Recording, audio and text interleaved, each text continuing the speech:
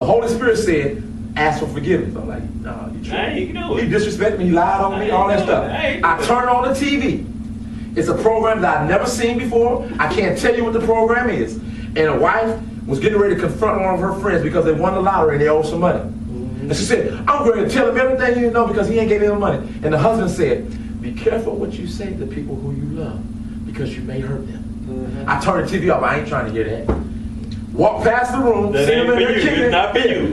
Walk past the room, see him kicking. I ain't trying to hear that. Went outside, sat down.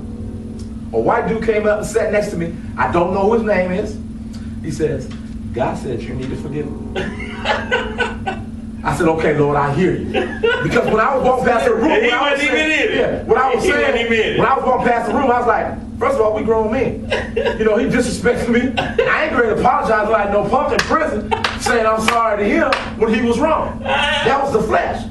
But I heard it through the TV. I was like, I ain't trying to hear that. But I remember first I heard it through the Holy Spirit. Then I heard it through the TV. Then I went outside and heard it through a stranger I don't even know. And I said, okay, Lord. And I went up and I apologized in front of those guys. So what happened to you after you did? So there was so much relief, so much peace. But what we have to understand is that God can do what he wants to do. That's right. How he wants to do it, through who he wants to do it. Right. And when I tell somebody that I cannot hear the voice of God because of this or that, then I'm hindering my relationship with God because I'm saying, God, because he failed. And as a matter of fact, you know, when you hear the voice of God, that ain't me speaking no way. That's right. It ain't you speaking. When you say something, that's why I said, you give me so much wisdom. I'll be bragging to my wife when I'm saying, man, that dude's too young to have that much wisdom. And he's always for real. For real. He's too young. The Lord is speaking through you all the time. God speaks to who he wants to speak to. He don't care how old or how when young he was real, he used to speak with wisdom. Because God speaks to who he wants to speak to.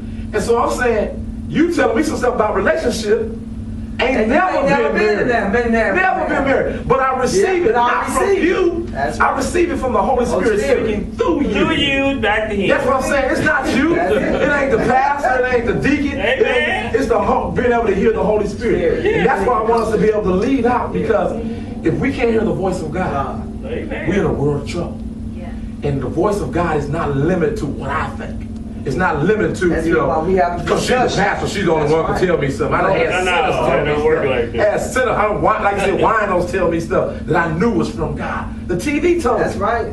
The TV told me from God. The voice of God came through the TV. And to a believer to say, that's why I say, a non-believer say, you tripping, you crazy. Or when you hear this story, you say, he nutty, he a little short on his thing. But that's only in the flesh. But in the spirit, you can say, well, if he's telling the truth, that's God. If he's lying, oh well, it's of the devil. It has no effect on me. But the reason most people don't believe in healing is because they don't think it never happened to them. That's right. So I can come in here and preach about healing all day. If you ain't never seen no healing or you don't believe healing, you're going to walk out of here saying he's a nut. He ain't all that stuff he did was fake when he put his hands on Christopher. Christopher was part of the team. It's fake. It's part of the team. He's going to pay Christopher. But it's because of your faith or your lack of faith. Your question was right. Even your statement was right. In the flesh. In the flesh. It was right. It's right. Because I'm not going to say you can't tell me nothing if you ain't doing it. In the flesh. In the flesh. But in the spirit, I can say, you know what, God? I can hear your voice. And the great thing is this. That's that, when you go talk to young dudes who are doing wrong, and I know that you do that without you telling me that. When you go talk to young dudes who you ever been in a game? You do it. You ever been in a game? You ever been in a game? It took too long. You must have been. Gang, man. Blood, crip, gang. Represent. Okay. But God can use your voice and your wisdom and the spirit for you to speak to gang members, and gang members come out of the gang. Because of the Holy Spirit, not because of you. Because of the Holy Spirit operating and working through you. And so that's what I'm saying. Don't limit God. That's all I'm saying. I'm not saying, hey, listen, I'm right, I'm wrong, I'm God. No. If you think that I'm saying something wrong, go back and pray. And watch God show you. Watch God tell you. Because everything that the person says, even everything that the pastor says is not right. That's right. But if you're going to listen and hear the pastor, you're in trouble anyway. I told my wife this. I said, baby, listen, read your Sunday school book. She said, I go to Sunday school, I ain't reading it yet. I said, but listen. You're depending on somebody else to tell you about God when you can do it for yourself. You get mad at the pastor because he didn't give you a word when God said, you got the word, you big dummy, pick it up and read it. And then you can relate to what the pastor's saying. So it ain't that I ain't saying that you right or that you wrong. All I'm saying is, Jamal and Christopher is tag team partner. Pray to God and say, Lord, if I'm wrong, show me.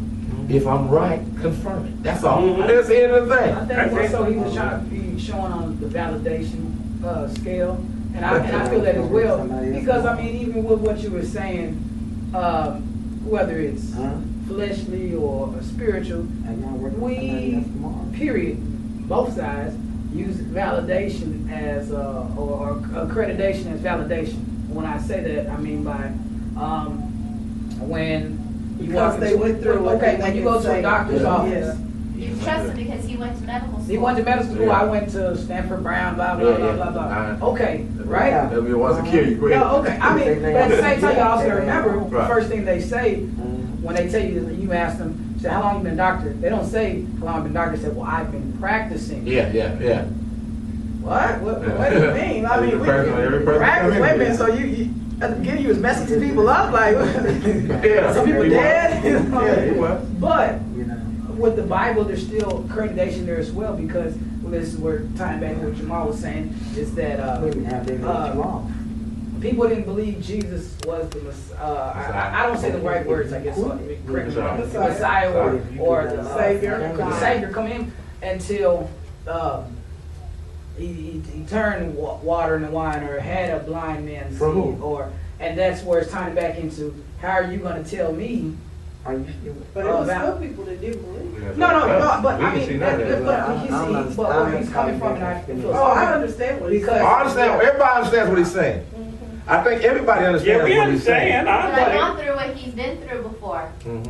I've been through that. I've been to churches before where the pastor stole money, where the pastor Right. lied to the flock, Yeah. where the pastor had gone through all these different levels, where he supposedly had gotten his, went to seminary school, got all his certifications, all his licensing and everything else, and then here he goes, running around over here, messing around with the women and stealing money out the Right, safe. right. So the only thing that's left is for that church to burn, in my opinion.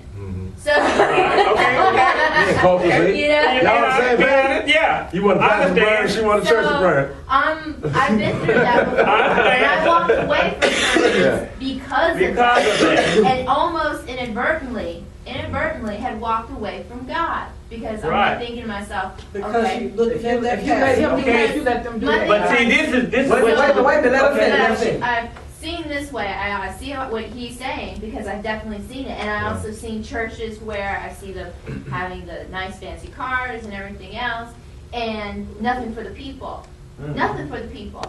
And I'm like, you expect all this stuff and then nothing for the people? That's wrong. In my opinion, that's wrong. Mm-hmm. That's all those things are wrong. Uh-huh. So my opinion, even for like about marriage, is as negative as I see the divorce rates, and as negative as my experience has been, I still believe in church. I still believe in marriage. All I still right, believe all in right, marriage. all right.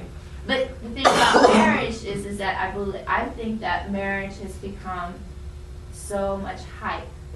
You get married, you pay all this money, you get all this thing going on, you get the Same churches situation. ready, you get everything, you just make money off of it, left and right, and then next thing you know, you wake up the next morning next to the same person, and you're like, wow, we did it, yeah, we did it, and That's now, it. That's it. yeah, it's over. That's it. So I think that with the marriage, I still believe in it. I believe there's a definite good purpose behind it, you know, it's both spiritually, but also in the flesh, and for the children, and for the family, and for all the values that passes down. It's important. It's important for our children to know who their descendants are, to know their history, know where they come from.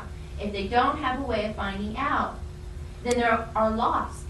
They are the lost generation. They don't have no idea. They're going to make mistakes left and right, and they're going to make them 10 times as worse. So I believe that marriage is important. It's a vital part of our society. It's a vital part of our being as being spiritual in our world. So like when I see all these things about the church messing up, they're going to mess up. But it bothers you though. It bothers me. Oh yeah, it messes me up every time when I see it. But you want it right. Well, you want it to be right. I want it to be right. I do want it to be right. That's the reason why I say won't burn it, so I can build me a new one on top of it. Yeah. But I mean, and I understand what you're saying. But what you're doing, what he's saying